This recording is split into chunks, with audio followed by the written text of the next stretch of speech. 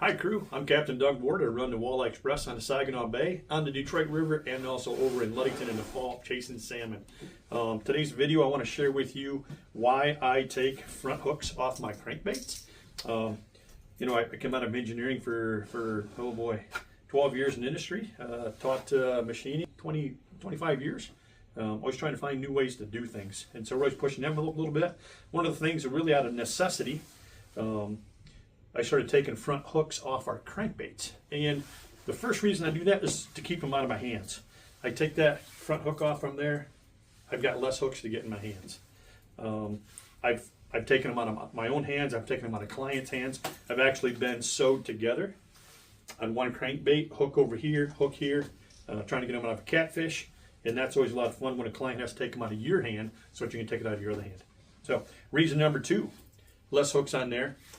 I have less hooks in the net. I can get that bait back out. If this bait caught the fish, I want to get this bait back out there. So it's less time in the net, more time in the water. Guys, get your baits back out. Take your pictures after you get your baits back out. That's the hot bait. Get that thing back out there.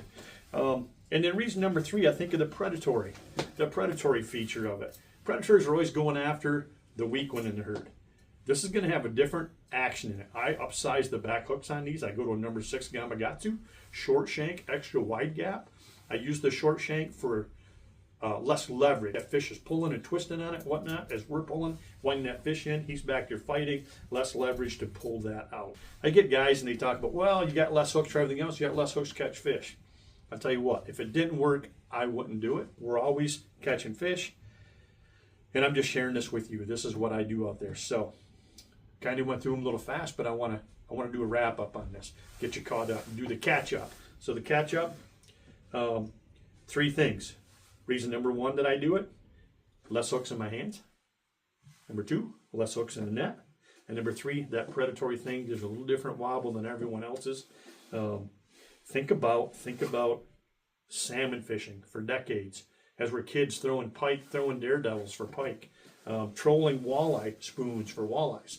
How many hooks do those spoons have on them for how many decades? One hook on the back. And that's why I've got one hook on here. Guys, if it didn't work, I said it before, I wouldn't do it. All right? So, got you caught up. I want to keep you up. Keep you up, what I mean by that, I want you to try this. Give it a shot. Let me know what you think, all right? And now that you're caught up, you're keeping up, I want you to stay up. I want you to stay up on our content.